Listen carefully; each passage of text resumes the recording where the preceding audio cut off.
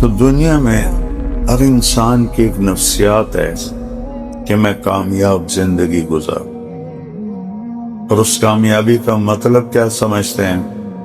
پیسہ آ جائے، کاروبار بن جائے، بڑا گھر ہو، بڑی گاڑی ہو، خوبصورت بیوی ہو، بڑے لوگوں سے تعلقات ہوں، بینک بیلنس ہو، تو یہ میری کامیابی ہے۔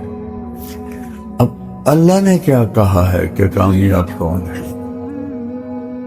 من یطع اللہ ورسولہ فقد فاز فوزا عظیما۔ نہ پیسے کی شرط، نہ شکل کی شرط، نہ خاندان کی شرط، نہ سید قریشی ہونے کی شرط، نہ عہدیدار ہونے کی شرط، نہ چھوٹے بڑے گھر کی شرط۔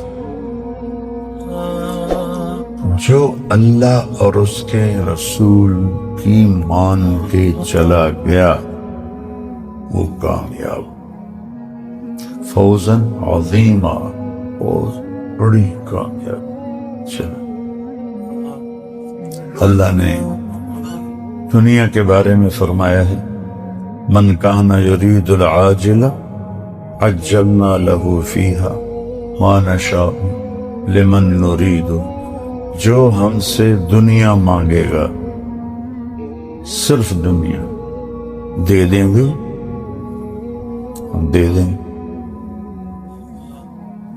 لیکن اتنا دیں گے جتنا ہم چاہتے ہیں، اتنا نہیں دیں گے جتنا وہ چاہتا ہے۔ پھر ہر چاہنے والے کو نہیں دیں گے، جس کو چاہیں گے دیں گے۔ بازار میں کتنے لوگ جاتے ہیں کاروبار کرنے، ہر ایک کا کاروبار چمکتا ہے، کسی کا ٹھنڈا، کسی کا چمک جاتا، پھر ہم اسے آگ میں ڈال دیتے ہیں جس میں وہ جلے گا، ذلیل ہو کر خار ہو۔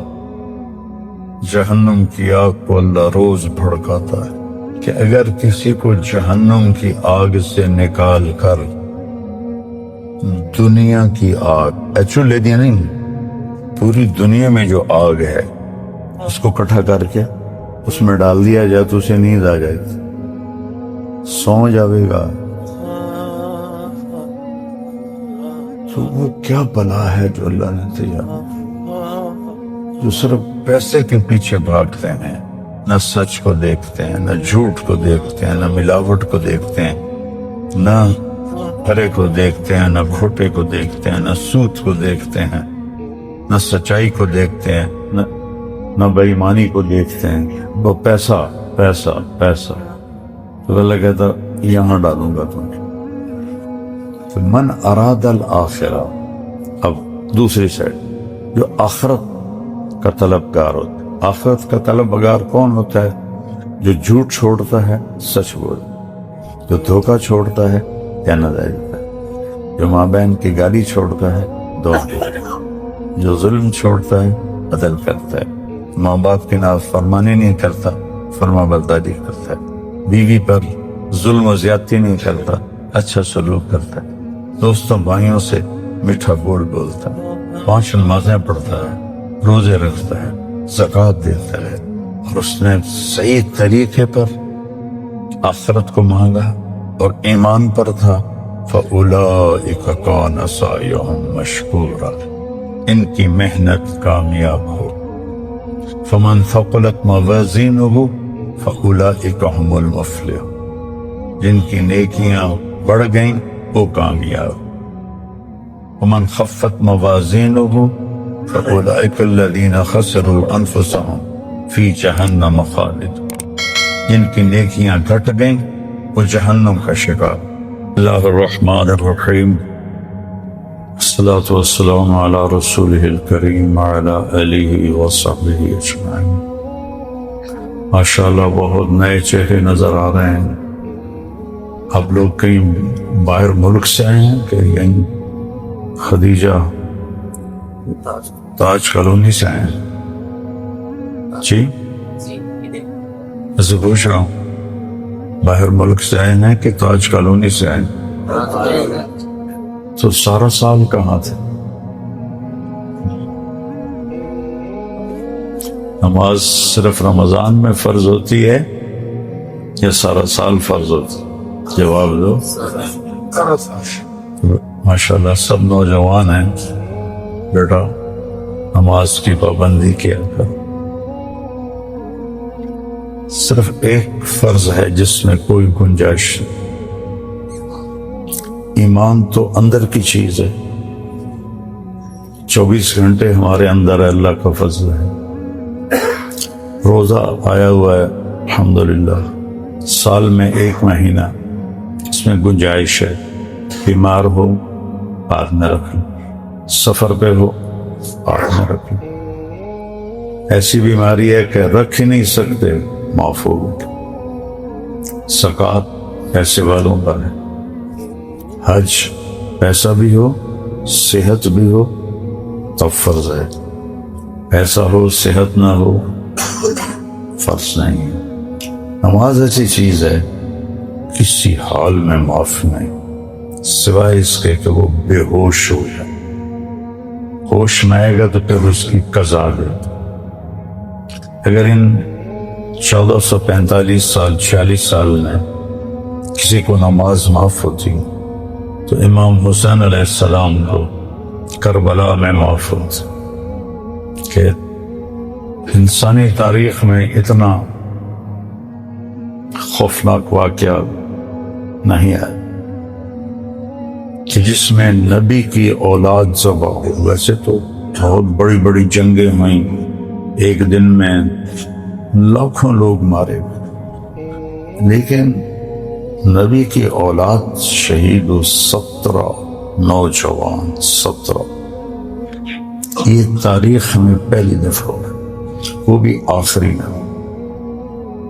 اور یہ حسن اور حسین کے بارے میں میرے نبی نے فرمایا کہ جنت کے نوجوانوں کے سردار ہیں حسن اور حسین۔ یہ شہادت کی وجہ سے ابھی ماں کا دودھ پیتے تھے، یعنی حالی انہوں نے کم ہی کوئی نہیں کیتا کہ یہ جنت کے نوجوانوں کے سردار ہیں، اور میری بیٹی جنت کی عورتوں کی سردار، اور علی کا درجہ ان سب سے اوپر ہے۔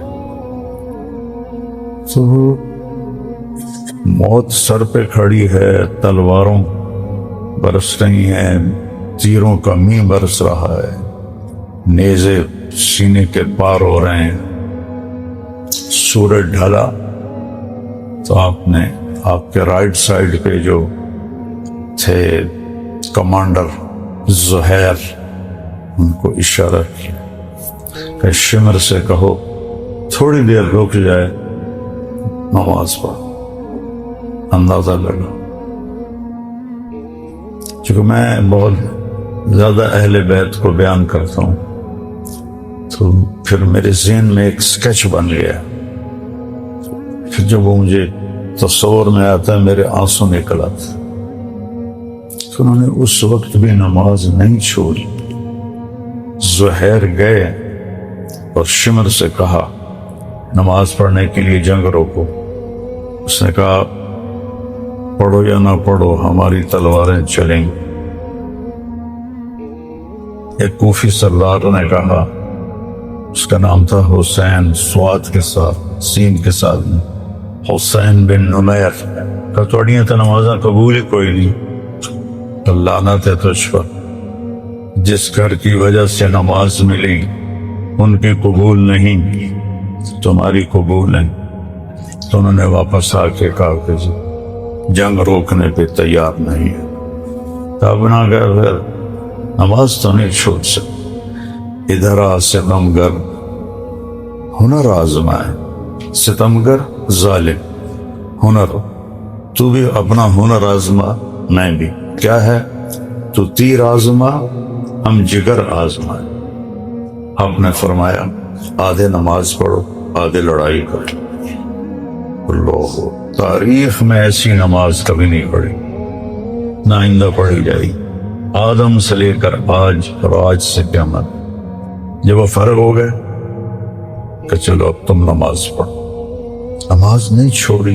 عصر سے پہلے سب کے سر کٹ کے نیزے پہ چڑھ، عصر پڑھنے کی نوبت نہیں ہے۔ آپ اسی کالونی کے بچے ہو، نوجوان ہو، بیٹا نماز نہ چھوڑو. یہ پتہ ہے آپ کیوں آ گئے؟ شیطان قید ہو گیا ہے. تو اس نے جو آپ کو تالے لگائے ہوئے تھے نا وہ ٹوٹ گئے. اب ایمان آپ کو کھینچ کے مسجد میں لے آیا. کوئی آپ کو ڈنڈے سے تو نہیں لایا، ایمان ہی لے کر آیا. تو جب بھی آپ یہاں نماز پڑھیں اللہ سے مانگیں یا اللہ سارے سال کا نماز پہلا ہے. عجیب بات بتاؤ، پہلا حساب عبادات میں نماز کا ہو، اور پہلا حساب معاملات میں قتل کا ہو. جو مقتول ہے نا، چاہے وہ گولی سے مرا چاہے تلوار سے، اس کا سر اس کے ہاتھ میں ہو، الٹے ہاتھ، اور سیدھے ہاتھ سے اس نے قاتل کا گریبان پکڑا ہو، اور وہ کہے گا یا اللہ اس سے پوچھ اس نے مجھے کیوں قتل کیا.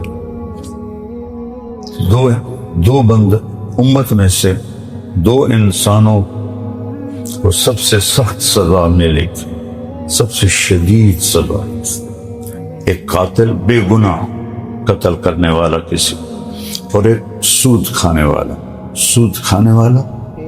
اور قتل کرنے والا. ان کو بہت خوفناک سزا. تو آپ نوجوانوں کو دیکھ کر ایسے ہی میرا دل بھر آیا.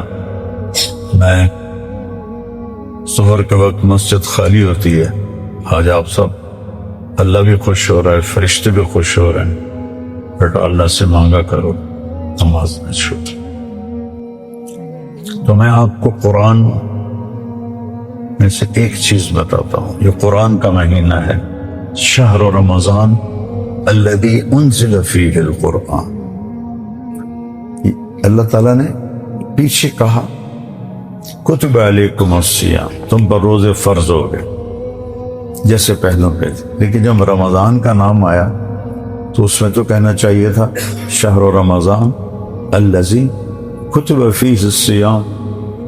رمضان کا مہینہ ہے جس میں روزے فرض ہیں.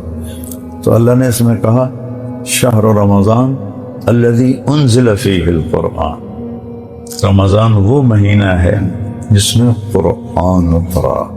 تو دنیا میں ہر انسان کی ایک نفسیات ہے کہ میں کامیاب زندگی گزار، اور اس کامیابی کا مطلب کیا سمجھتے ہیں؟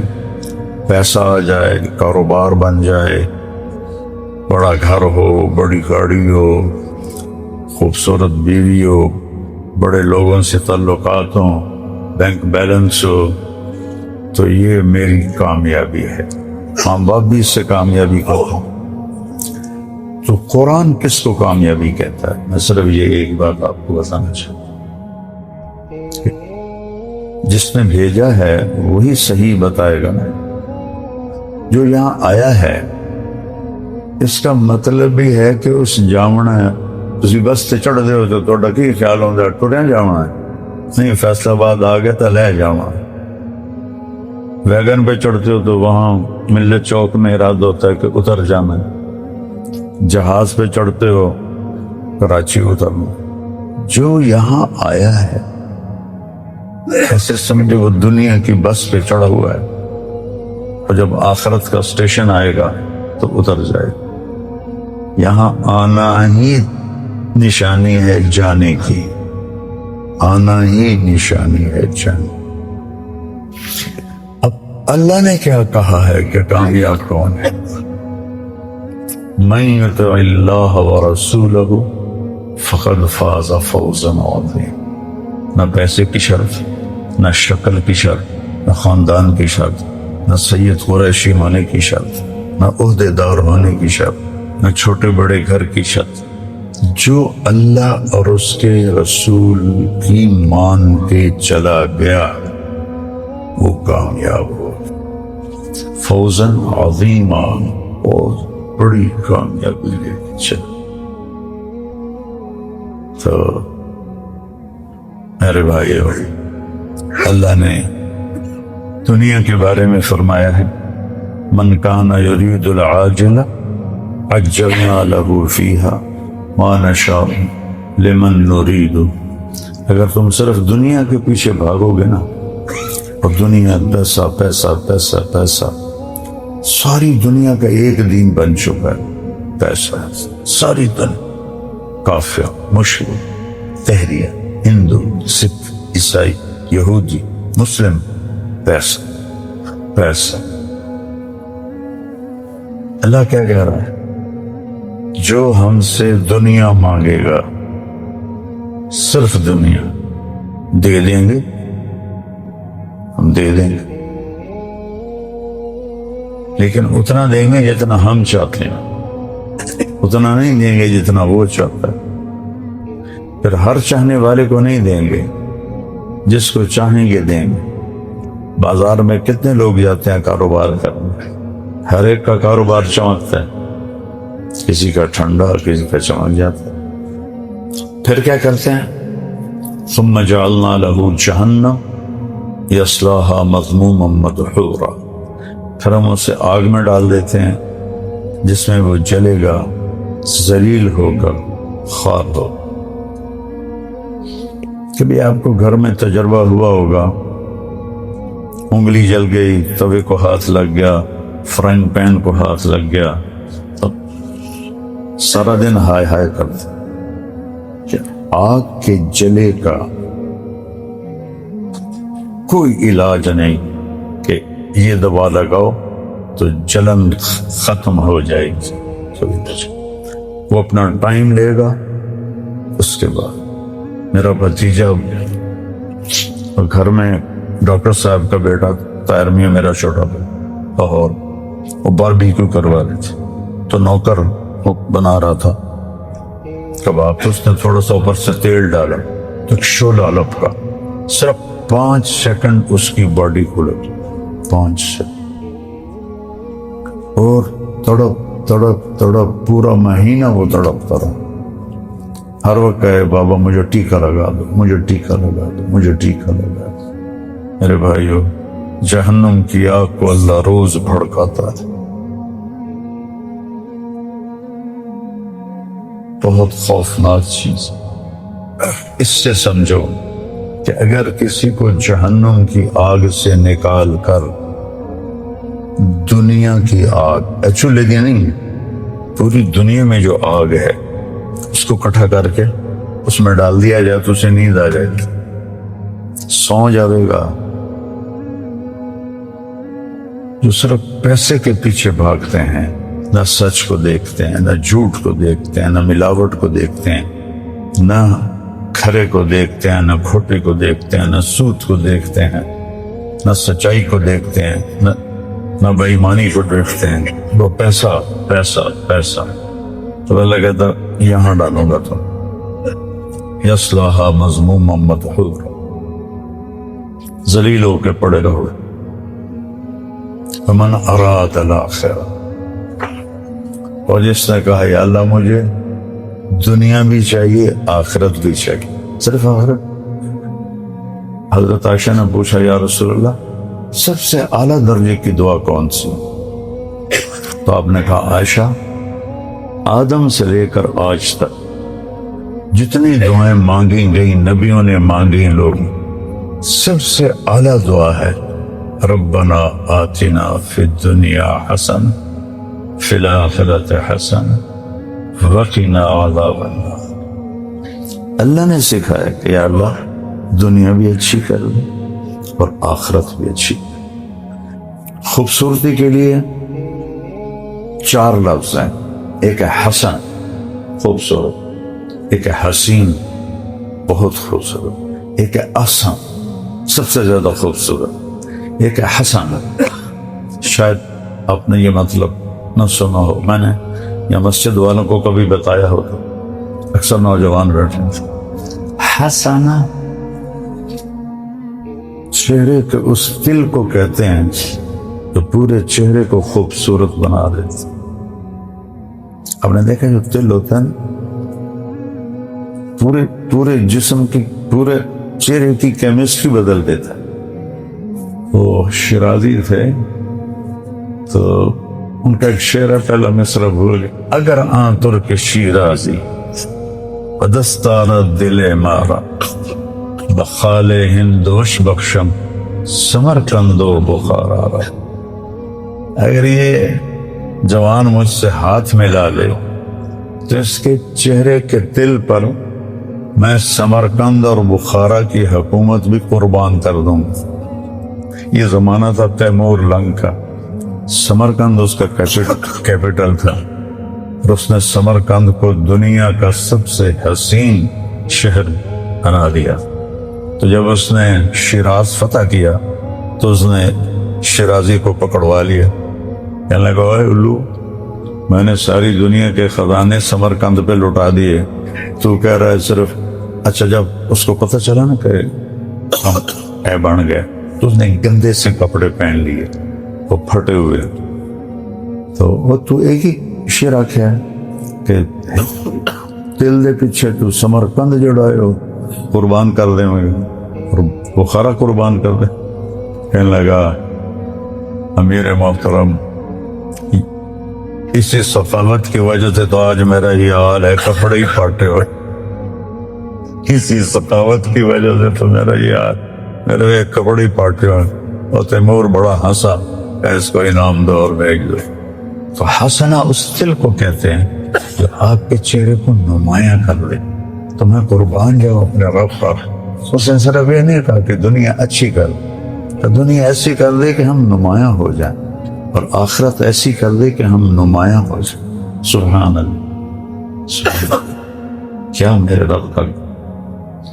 من اراد الآخرہ، اب دوسری سائڈ، جو آخرت کا طلبگار ہوتا ہے۔ آخرت کا طلبگار کون ہوتا ہے؟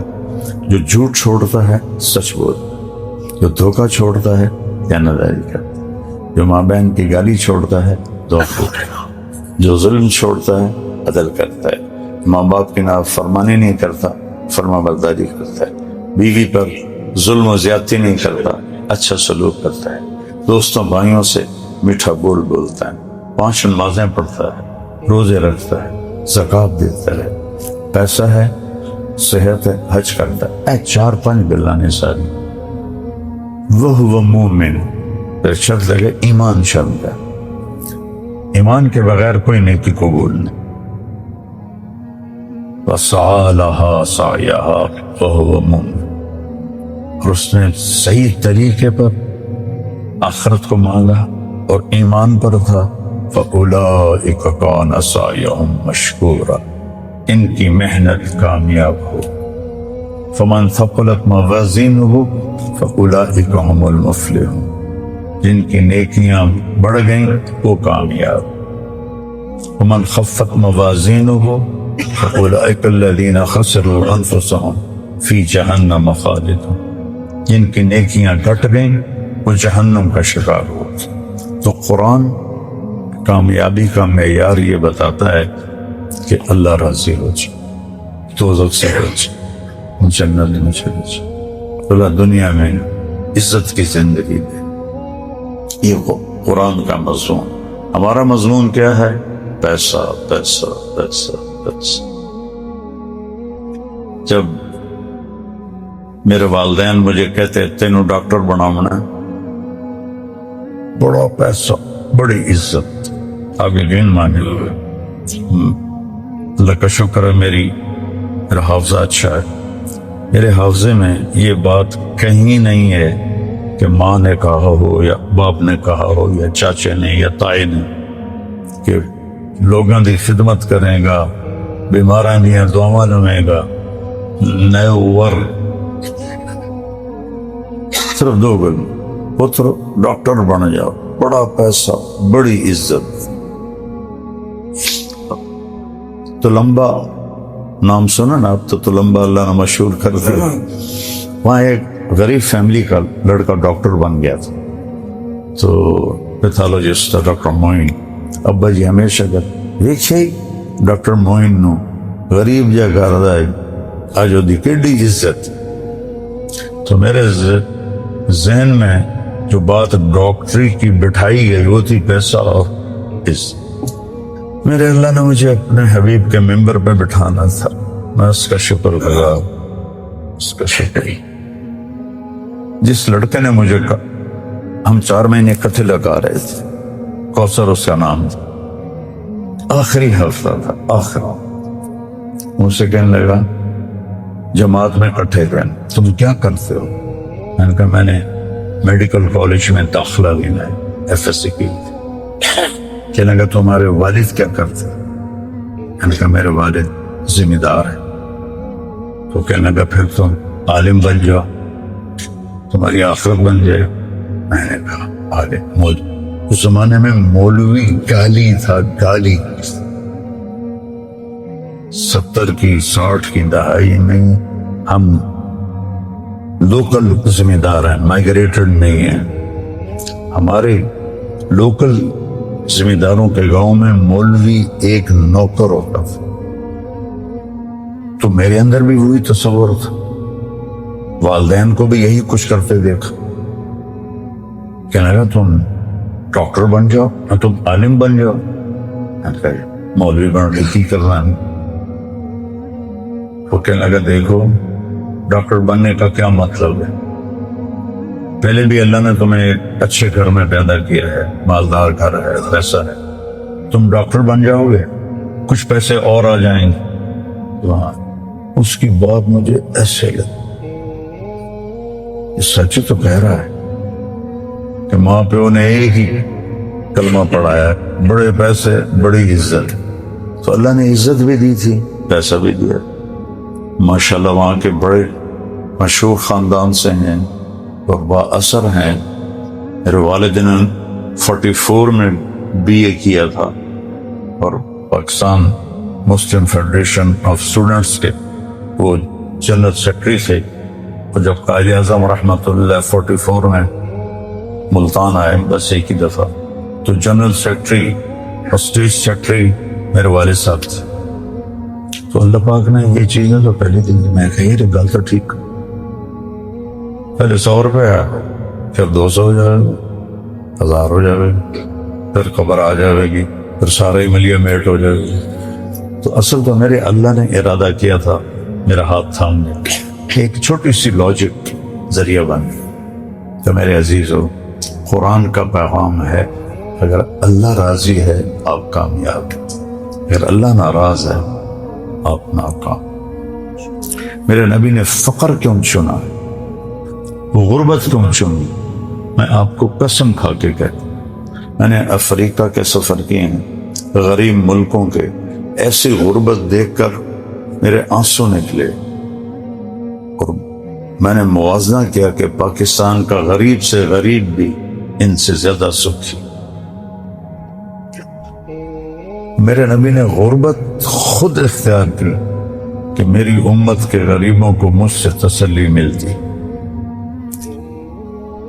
کبھی کوئی گھر دیکھا ہے جہاں 2 مہینے چولہا نہ جلے؟ میرے نبی کے گھر میں 2 مہینے چولہا نہیں جلتا۔ ایک رات حضرت عائشہ کے ساتھ لیٹے ہوئے تھے، کبھی ایسے ہو جائیں، تھوڑی دیر کے بعد ایسے ہو جائیں، پھر ایسے ہو جائیں، پھر ایسے ہو جائیں، پھر ایک دم آگے بڑھے، 4 پائی کی لکڑی ہوتی ہے جس میں باندھ، اس پر ایسے ہو کے نا ایسے لٹک گئی، پیٹ کو یہاں رکھ کے نا نیچے چلے۔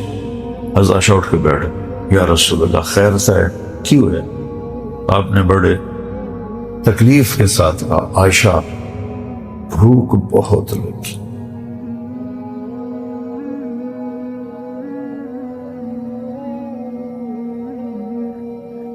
جس کی خاطر یہ غنچہ سجایا، جس کی خاطر دھرتی آکاش بنایا، وہ کہہ رہے ہیں عائشہ بھوک بہت لگی۔ حضرت عائشہ رونے لگی، یا رسول اللہ آپ اللہ سے مانگتے کیوں نہیں؟ آپ تو ایسا کریں گے تو پہاڑ سونا بن جائے۔ کہ نہیں عائشہ، اسی بھوک میں اللہ سے یہ تھا امت کو تسلی دینے کی، میری امت کے غریب گلہ نہ کریں، انسان تو روٹی بھی نہیں لگ گئی، تو میرا نبی کہے گا میرے گھر تو 2 مہینے چولہا نہیں جلا۔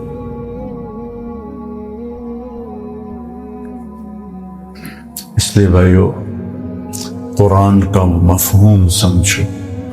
کامیاب وہ نہیں ہے جو ہواؤں میں اڑنے لگے، کامیاب وہ ہے جس سے اللہ راضی ہو، جس سے اللہ کا رسول راضی ہو. جو مرے تو آگے اللہ کا رسول ایسے کھڑا، آ جا میرا بیٹا آ گیا، میری بیٹی آ گئی، میرا امتی آ گیا.